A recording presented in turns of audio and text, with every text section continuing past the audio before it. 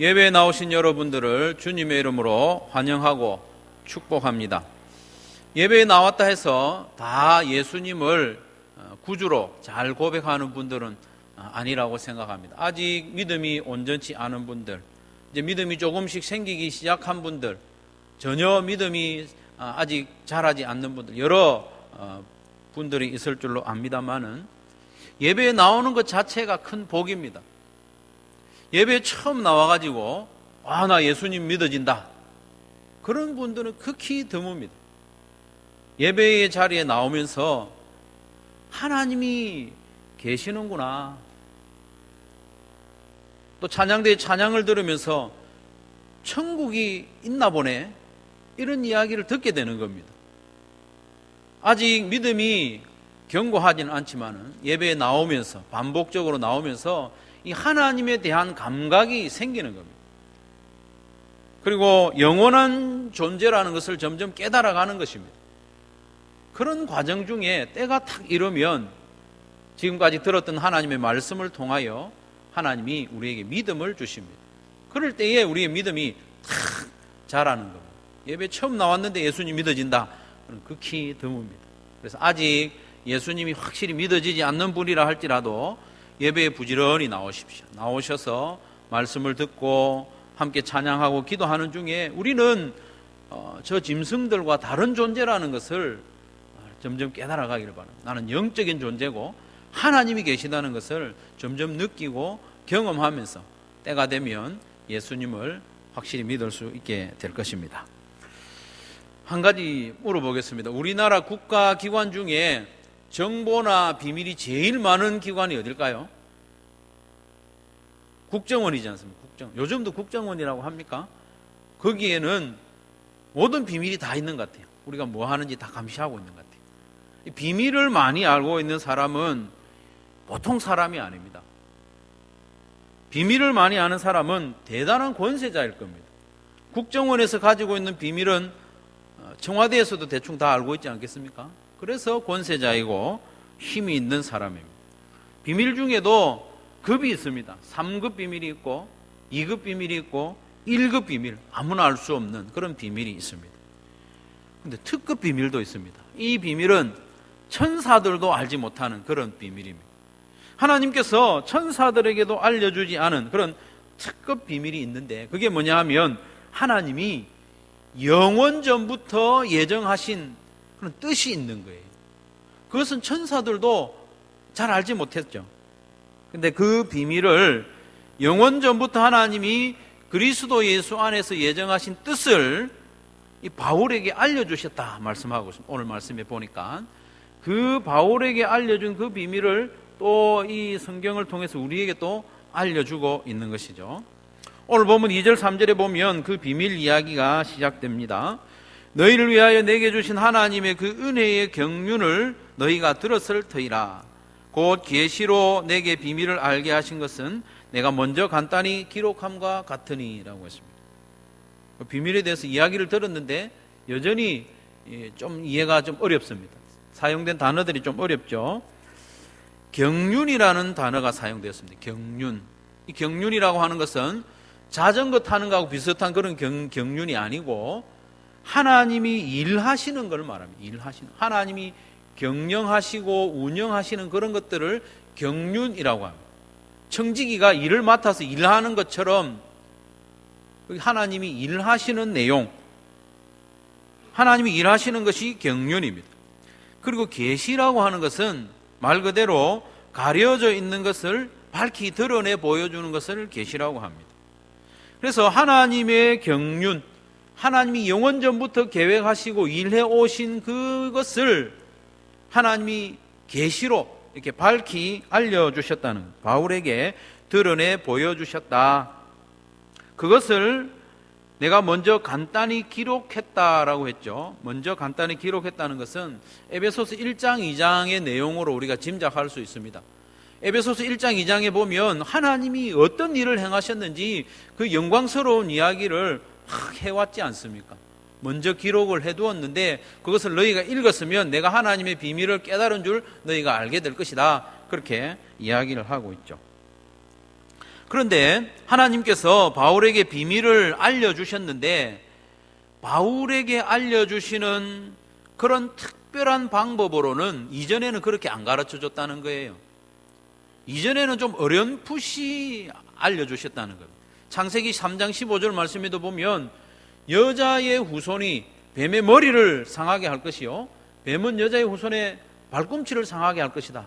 이런 정도로 정확하게 알지 못하는 정도로 알려주셨는데 이 바울의 때에 이르러서는 분명하게 가르쳐 주셨다는 거예요. 그 예언했던 내용들이 뭔지.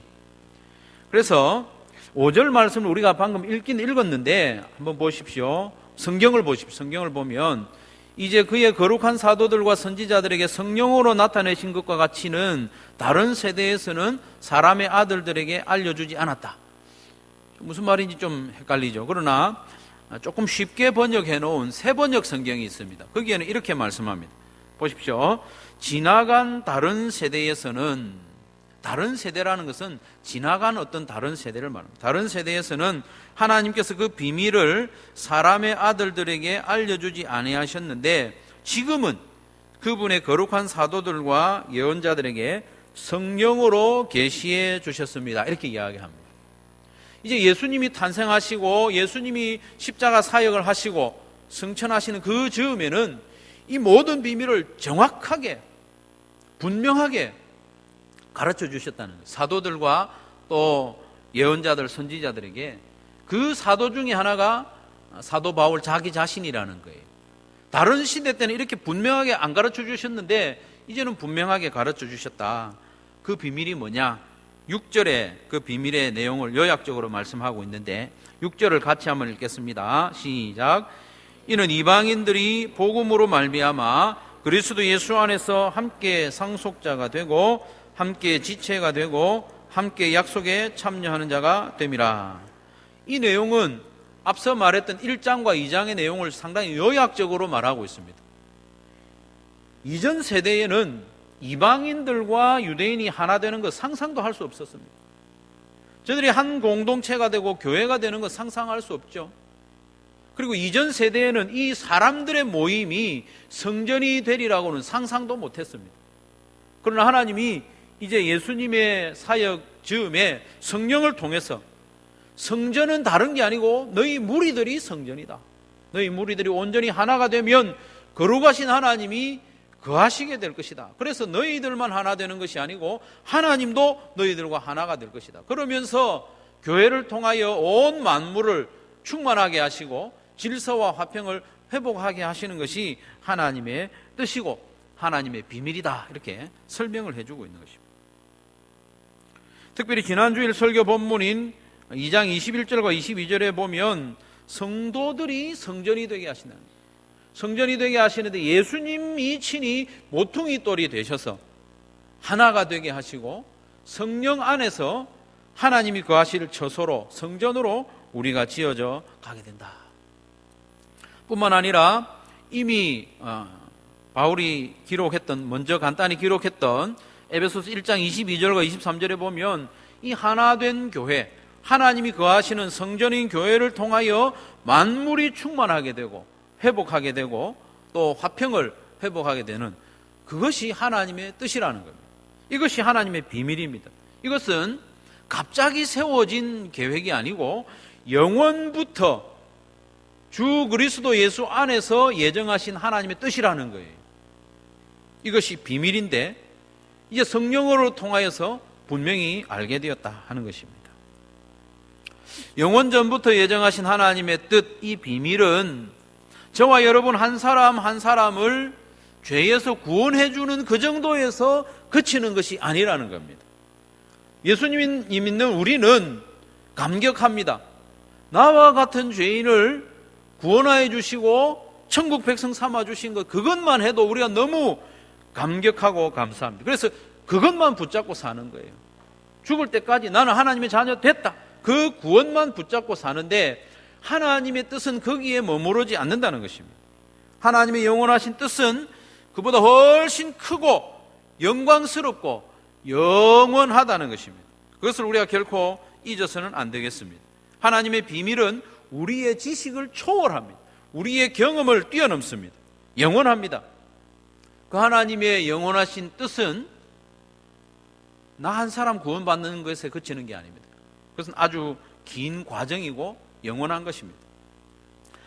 하나님의 이 비밀은 예수님은 하나님의 아들이신데 하나님이시지 않습니까? 예수님이. 그 하나님이신 예수님이 우리와 같이 사람으로 태어나게 하는 것인 거죠. 하나님의 뜻은 그겁니다. 예수님을 사람으로 태어나게 하시고 그 예수님이 만드신 사람에 의해서 십자가에서 화목 제물로 죽는 겁니다.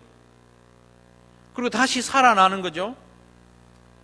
그 예수님을 우리가 믿을 때에 우리의 모든 죄가 용서받고 우리 각자가 구원을 받습니다. 구원을 받고 하나님의 자녀가 되죠. 그런데 그것에서 그치는 게 아니고 구원받은 우리가 하나가 되는 겁니다. 교회로 하나님이 거하실 성전으로 지어지는 거예요. 이게 하나님의 계획하신 뜻입니다. 그래서 이 하나된 교회 안에 하나님이 거하십니다. 하나님이 함께 거하십니다. 이게 하나님의 천지 창조 때부터 계획하신 뜻이라는 거예요. 하나님이 우리 가운데 거하시고 하나님이 우리 가운데 거하심으로 말미암아 우리 교회가 충만하게 되고 이 충만이 흘러넘쳐서 만물을 회복하게 되는 겁니다. 이런 일련의 과정이 영원하신 하나님의 예정하신 뜻입니다. 나 하나 구원받는 그것만 붙잡고 기뻐하지 마시고 그 크신 하나님의 영원하신 뜻을 우리가 알고 거기에 합당한 삶을 우리가 살아내야 하는 것입니다. 그 하나님의 뜻 가운데 중요한 것은 우리가 온전히 하나 되는 것입니다. 우리가 사랑과 믿음으로 하나 되는 것은 영원전부터 예정하신 하나님의 뜻입니다. 하나님이 천지를 창조하시고 아담과 하와를 만드신 후에 남자와 여자와 한 몸이 되라, 하나가 되라. 우리를 향하신 하나님의 뜻은 그때부터 시작되었습니다. 부부가 하나가 되고 가정이 하나가 되고 교회 공동체가 하나 되고 온 만물이 하나가 되고 하나님과 화목한 관계를 누리는 것이 하나님의 영원한 뜻이었습니다. 그렇게 우리 안에 하나님이 거하시고 그로 말미암아 교회가 만물을 충만하게 하는 이의 충만함으로 가득한 것, 이것이 하나님의 뜻입니다. 이런 놀라운 비밀은 하늘의 통치자들과 권세자들도 알지 못했다. 10절 말씀 한번 보시면 이는 이제 교회로 말미암아 하늘에 있는 통치자들과 권세들에게 하나님의 각종 지혜를 알게 하려 하심이니, 이 교회로 말미암아, 교회가 천사들에게 뭔가 가르쳐 준다는 게 아니고 우리가 예수님을 믿음으로 구원받은 우리가 교회가 되었지 않습니까? 이 교회가 온전히 하나 되고 성전이 되고 그런 가운데 하나님이 우리 가운데 거하심으로 충만하게 되는 이것을 천사들이 보면서 깨닫게 된다는 거예요. 그 이전에는 천사들도 이 영광스러운 계획을 잘 알지 못했습니다.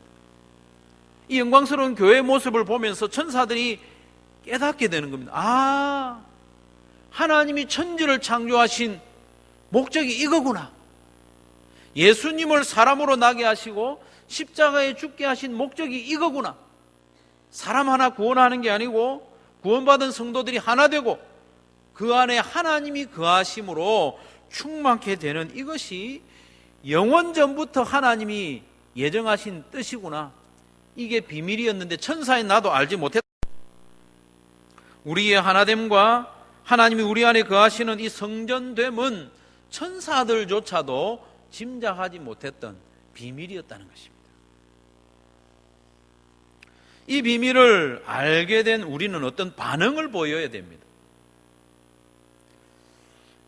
첫 번째로는 이 비밀을 밖으로 알려야 되고, 두 번째로는 이 비밀을 우리 안에서 살아내야 됩니다. 바울이 어떤 반응을 보였는지 봅시다. 7절 이후의 말씀에 보면 이 놀라운 비밀을 깨달은 바울이 보인 반응이 나옵니다. 바울은 하나님께서 영원전부터 예정하신 뜻과 그 계획을 알고는 자기만 알고 있을 수 없었다는 겁니다. 8절 9절에 보면 성도 중에 지극히 작은 나보다 더 작은 나에게 이 은혜를 주신 것은 측량할 수 없는 그리스도의 풍성함을 이방인에게 전하게 하시고, 영원부터 만물을 창조하신, 여기도 영원부터 만물을 창조하신 하나님 속에 감추어졌던 비밀의 경륜이 어떠한 것을 모든 이에게 드러내는 것이 바울이 할 일이라는 거예요. 그래서 바울은 이 놀라운 하나님의 뜻을 이방인에게 알렸을 뿐만 아니라 모든 이에게 드러내고 있습니다. 편지를 쓰기도 하고 직접 전하기도 하고. 비밀이었던 하나님의 경륜이 바울에게 계시되었기 때문에 바울은 그것을 혼자만 알고 지낼 수 없었습니다. 여러분, 진리와 복음은 독점을 위한 것이 아니고 나눔을 위한 것입니다. 만약에 우리가 독점할 수 있다는 것은 그것은 복음이 아닙니다. 내 안에 가두어 둘 수 있다는 것은 그건 하나님의 비밀이 아니고 복음이 아닙니다. 누가복음 2장 10절에 말씀하시기를 온 백성에게 미칠 큰 기쁨의 좋은 소식이라고 했습니다. 예수님의 탄생과 예수님의 사역은 온 백성에게 영향을 미치고 알려져야 할 큰 기쁨의 좋은 소식이라고 했습니다. 그래서 바울은 이 복음의 비밀을 자기 안에 가두어 둘 수 없었고 전하고 드러냈습니다. 바울의 인생을 우리가 가만히 살펴보면 평안하게 지낸 적이 없습니다. 안락하게 지낸 적이 없습니다. 그나마 쉬었다고 하는 것이, 감옥에 갇혀 있는 것이 바울로서는 좀 쉬는 거였습니다. 바울은 언제든지 복음을 전하고 또 목숨을 걸고 복음을 전했습니다. 사도행전 20장 24절에 보면 내가 달려갈 길과 걸어가는 길도 아니라고 합니다. 바울은 복음 전하는 일을, 달려가는 일, 열심히 하는 일로 소개하고 있습니다. 주 예수께 받은 사명, 곧 하나님의 은혜의 복음을 증언하는 일을 마치려 하면은 나의 생명조차도 조금도 귀한 것으로 여기지 않는다고 했습니다. 목숨 걸고 전할 만큼 이것은 큰 비밀이라는 것입니다. 골로새서 1장 29절에 보면 이를 위하여 나도 내 속에서 능력으로 역사하시는 이의 성령의 역사를 따라 힘을 다하여 수고하노라. 힘을 다하여 수고한다. 하나님이 이 경륜을 알리고 드러내는 것을 힘을 다하여 수고한다고 했습니다. 바울은 이렇게 힘을 다하여 하나님의 경륜을 드러내는 이 일 가운데 온갖 고난을 다 당했습니다. 고린도후서 11장 23절 이하의 말씀에 보면 내가 수고를 넘치도록 하고 옥에 갇히기도 더 많이 하고 매도 수없이 맞고 여러 번 죽을 뻔하였으니 유대인들에게 40에서 하나 감한매를 5번 맞았으며 3번 태장으로 맞고 1번 돌로 맞고 3번 파선하고 1주야를 깊은 바다에서 지냈으며 여러 번 여행하면서 강의 위험과 강도의 위험과 동족의 위험과 이방인의 위험과 시내의 위험과 광야의 위험과 바다의 위험과 거짓 형제 중의 위험을 당하고 또 수고하며 애쓰고 여러 번 자지 못하고 줄이며 목마르고 여러 번 굶고 춥고 헐벗었노라. 무엇을 위해서 그랬습니까? 하나님의 경륜을 알리고 드러내는 일을 위해서. 억지로 한 게 아니고 하나님의 경륜이 너무 크기 때문에 바울 안에 들어왔을 때 이걸 가두어 놓고 있을 수가 없었다는 거예요. 고난과 핍박과 배고픔과 춥고 헐벗은 그런 고난 가운데서도 이걸 드러낼 수밖에 없었다는 겁니다. 에베소서를 쓰고 있는 지금도 바울은 로마 감옥에 갇혀 있다고 오늘 보면 1절과 13절에 그렇게 소개하고 있습니다. 바울이 이처럼 많은 고난 중에도 복음을 전하지 않을 수 없었던 이유가 무엇입니까? 영원부터 주 그리스도 예수 안에서 예정하신 하나님의 그 뜻이 너무 크고 영광스러웠기 때문입니다. 바울은 하나님의 그 영원하고 크신 뜻을 자기 안에 가두어 둘 수 없었습니다. 바울을 감옥에 가둘 수는 있었지만 이 하나님의 경륜은 가두어 둘 수가 없었다는 것입니다.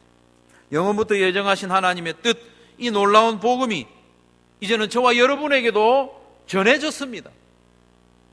릴레이 경기를 할 때 앞서 달리던 주자가 바통을 나에게 전해주는 것과 마찬가지입니다. 이 바통을 받은 사람은 어떻게 해야 됩니까? 이걸 들고 열심히 달려야 됩니다. 바울이 하던 그 하나님의 경륜을 드러내는 그 일을 우리가 열심히 해 나가야 한다는 것입니다. 이제 우리의 차례가 되었습니다. 열심히 달려와서 우리에게 바통을 전해주었는데 이걸 들고 어슬렁거릴 수가 없지 않습니까? 성도 여러분, 하나님이신 예수님이 사람이 되신 이야기를 우리가 들었습니다.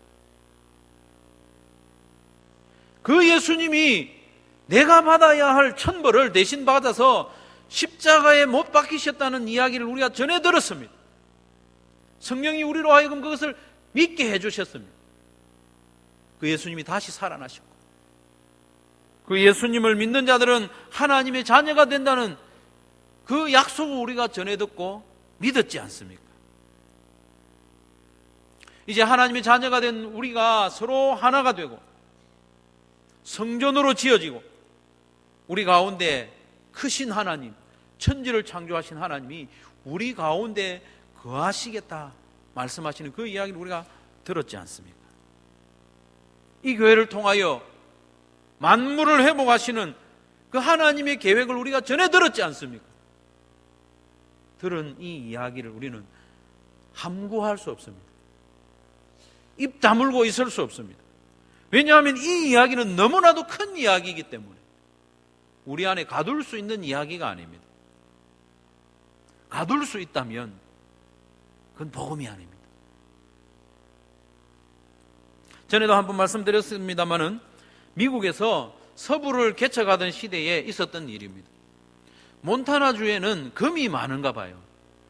가보신 분들은 아실런가 모르겠는데 몬타나주에는 금이 너무 많아요. 그래서 이 몬타나주에 금 캐려고 많은 사람들이 모여들었어요. 그렇지만 모든 사람이 금을 다 캔 건 아닌 것 같아요. 그래서 금을 캐기 위해서 몇 사람이 이제 특별히 조를 지어가지고 금광을 발견하기 위해서 막 이렇게 탐색을 하러, 정탐을 하러 다녔죠. 마침내 엄청난 금맥을 발견했어요. 노다지를 발견했어요. 그런데 가지고 간 양식이 다 떨어진 거예요. 그래서 이것을 몰래 감추어 두고 이제 마을로 돌아가서 양식을 준비해 오자. 그래서 여기에 있는 금을 다 캐내자. 우리끼리 말하지 말고. 그래서 이들은 약속을 하고 마을로 돌아가서 양식을 챙겨서 약속한 장소에 딱 모였어요. 근데 그 마을 사람 100여 명이나 되는 사람이 따라온 거예요, 이 사람들을. 그래서 이 사람들이 이 우리 중에 배신자가 있다. 누가 말하지 않고는 이 사람이 따라오지 않았을 텐데. 근데 알고 보니까 배신자가 있는 게 아니에요. 이 사람 아무도 말을 안 했는데 얼굴에서 드러난 거예요.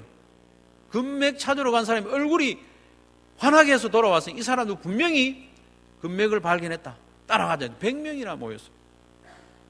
사랑하는 성도 여러분, 하나님께서는 그리스도 예수 안에서 영원전부터 우리에게 이루실 놀라운 뜻을 가지고 계셨습니다. 그 뜻을 성령을 통하여 바울과 사도들에게 알려주셨고 성경을 통하여 우리에게 알려주셨습니다. 그 뜻을 알게 된 우리는 잠잠할 수 없습니다. 입을 열어서 하나님의 비밀을, 이 복음을 전해야만 합니다. 우리는 전하기만 하면 됩니다. 우리가 이 복음을 전하는 것을 꺼려하고 머뭇거리는 이유가 뭐냐 하면 그 사람으로 하여금 믿게 해야 된다는 생각을 하기 때문에. 믿게 하는 것은 우리가 할 일이 아닙니다. 우리는 전하기만 하면 됩니다. 믿게 하는 것은 하나님께서 하실 일입니다. 예배 자리로 자꾸 인도하는 것도 우리가 할 일입니다. 믿게 하는 것은 하나님이 하시는 일입니다. 복음은 영원한 것이기 때문에 종종 오해를 받고 조롱을 받을 수 있습니다. 여러분 그렇지 않겠습니까? 이 땅에 살아가는 사람들은 유한한 인생인 줄로 알고 있습니다. 100년이라도 살기를 원하는 그런 마음으로 살아가는 사람들이기 때문에 우리가 전하는 영원한 이야기에 대해서 한 번에 받아들이지 않을 수 있습니다. 조롱하고 모욕하고 할 수 있습니다. 그리고 우리가 전하는 이 뜻은 사람의 뜻이 아니기 때문에 하나님의 뜻이기 때문에 저들은 쉽게 받아들일 수 없는 것이 당연합니다. 사람이 이해하기 쉽습니다. 사람이 만들었기 때문에. 이해할 수 있습니다. 그러나 하나님의 이 영원한 뜻은 전할 때에 너무나도 생소한 것입니다. 쉽게 받아들일 수 없습니다. 조롱이나 핍박이나 고통이 있기 때문에 이것이 영원하고 또 하나님의 영광스러운 뜻인 것이죠. 우리가 말할 때 저들이 다 받아들일 수 있다면 이건 영원한 이야기가 아닌 것입니다. 죽음조차 막을 수 없는 이 복음이야말로 영원부터 그리스도 안에서 예정하신 하나님의 뜻인 줄로 믿으시기를 바랍니다. 이것을 우리가 믿을 수 있다니 얼마나 감사합니다. 우리는 영원한 하나님의 뜻을 밖으로 전할 뿐만 아니라 안으로 살아내야 됩니다. 공동체 안에서 이 하나됨을 살아내야 됩니다. 하나님은 교회의 하나됨을 영원부터 예정하셨습니다. 천지를 창조하실 때부터 이 교회에 대한 계획을 가지고 계셨습니다. 그리스도 안에서 예정하셨다고 했습니다. 예수님의 몸을 십자가에서 찢으시면서까지 우리를 하나 되게 할 계획을 가지고 계셨다는 것입니다. 우리의 하나됨을 통하여 성삼위 하나님이 우리 안에 거하시고 그로 말미암아 천사들이 하나님의 영원한 비밀을 알게 되었다고 하지 않습니까? 천사들도 짐작하지 못할 큰 비밀입니다. 우리의 하나됨과 하나님이 우리 안에 거하시는 것은 놀랍지 않습니까? 그러니 우리는 하나됨을 살아내야 합니다. 우리 속에 아직 죄된 본성이 있기 때문에 그것이 자연스럽지는 않지만은 영원전부터 그리스도 안에서 하나님이 가지고 계신 뜻이라면 그걸 살아내야 하지 않겠습니까? 우리는 내 느낌이나 내 감정을 따라 살 것이 아니라 하나님의 뜻과 하나님의 말씀을 따라 살아야 하는 줄로 믿으시기를 바랍니다. 그래서 교회의 하나됨은 사명입니다. 사명. 에베소서 4장 1절 이하의 말씀에 이렇게 당부합니다. 그러므로 주 안에서 갇힌 내가 너희를 권하노니 너희가 부르심을 받은 일에 합당하게 행하라. 여기서 행하다는 말은 살아내라는 말입니다. 산다는 뜻입니다. 그렇게 산다는 말입니다. 부르심을 받은 일에 합당하게 살아라. 그게 뭐냐? 모든 겸손과 온유로 하고 오래 참음으로 사랑 가운데서 서로 용납하고 평안에 매는 줄로 성령이 하나 되게 하신 것을 힘써 지키라. 하나 된 것을 힘써 지키는 것이 부르심을 받은 자로서 합당하게 사는 겁니다. 하나님의 뜻에 합당하게 살아내는 것입니다. 하나됨을 지키기 위해서 우리는 어떻게 해야 됩니까? 모든 겸손과 온유로 하고 오래 참음으로 사랑 가운데 서로 용납해야 됩니다. 겸손해야 하나됨을 지킬 수 있습니다. 내가 잘난 줄로 알면 하나 될 수 없습니다. 온유해야 하나 될 수 있습니다. 내가 받는 대로 대갚아주고 복수하고 그건 온유함이 아니거든요. 온유라는 것은 내가 복수할 힘이 있지만 복수하지 않기로 결단하는 것이 온유입니다. 그렇게 할 때 우리가 하나 될 수 있습니다. 특별히 오래 참음으로 사랑 가운데 서로 용납하라고 했습니다. 사랑해야 하나 될 수 있습니다. 그런데 사랑은 감정이 아닙니다. 오늘 오후에 암송하겠습니다마는 고린도전서 13장에 보면 사랑의 가장 큰 특징은 뭐냐면 참는 겁니다. 사랑은 우리의 마음이 뜨거워지는 게 아니고 사랑은 참는 거라고 합니다. 그것도 오래 참는 것이 사랑입니다. 사랑은 오래 참고라고 시작합니다. 사랑은 모든 것을 참는다고 했습니다. 이어지는 말씀에 보면 사랑은 모든 것을 견딘다고 했습니다. 견딜 수 없는 그 사람을 견뎌내는 것이 사랑이라고 합니다. 사랑은 언제까지나 떨어지지 않는다고 했습니다. 여러분, 떨어지는 것은 사랑이 아닙니다. 나누어지는 것은 사랑이 아닙니다. 언제까지나 떨어지지 않고 견디고 오래 참는 것이 사랑이라고 했는데 그 사랑이 있을 때에야 우리가 하나됨을 지켜낼 수 있습니다. 이 하나됨은 취미생활이 아닙니다. 이 하나됨은 어떤 사람이 설정한 성공 정도가 아닙니다. 이 하나됨은 하나님이 영원 전부터 주 그리스도 예수 안에서 예정하신 뜻입니다. 우리 하나됨은 하나님의 경륜입니다. 하나님이 힘써 행하시는 일이 우리의 하나됨이라는 것이죠. 성도 여러분, 영원부터 예정하신 하나님의 뜻, 이 하나됨을 위해서 우리는 사랑해야 됩니다. 우리는 살아내야 됩니다. 하나됨을 살아내야 됩니다. 사랑해야 됩니다. 오래 참아야 됩니다. 끝까지 견뎌야 됩니다. 좀 뜨거우면 뛰쳐나가는 그 정도가 아니고 견뎌야 됩니다. 언제까지나 떨어지지 않도록 내가 옆에 붙어 있어야 됩니다. 그것이 사랑이고 하나됨입니다. 혹시 참지 못할 대상이 있지 않습니까? 그런 사람은 우리 곁에 늘 있습니다. 그러나 오늘 말씀을 붙잡고 한번 결단합시다. 하나님, 오래 참게 해주십시오. 견디게 해주십시오. 끝까지 떨어지지 않게 해주십시오. 그렇게 기도하면서 하나됨을 살아내시기를 바랍니다. 하나됨에서 제외시켜 쓸 수 있습니다. 그런 사람이 있다면 말씀에 순종하여 용납하시기 바랍니다. 아프지만 그렇게 하십시오. 힘들지만 참으십시오. 하나 되지 못할 그 사람과 사이에는 뭔가 이유가 있습니다. 하나 되지 못할 그 사람과 내 사이에는 뭔가 이유가 분명히 있습니다. 이유 없이 그런 건 아닙니다.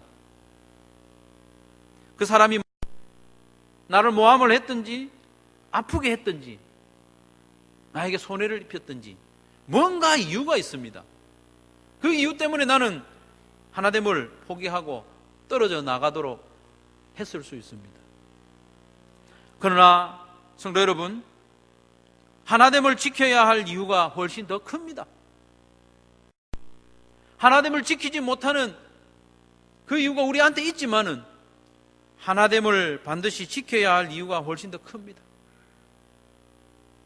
하나됨을 지키지 못할 이유는 유한하지만 그 시효가 유한합니다. 하지만 하나됨을 지켜야 할 이유는 영원합니다. 영원부터 하나님이 예정하신 뜻이기 때문에 우리의 하나됨은 영원부터 우리 주 그리스도 예수 안에서 하나님이 예정하신 뜻이기 때문에 우리 하나됨을 지켜내야 합니다.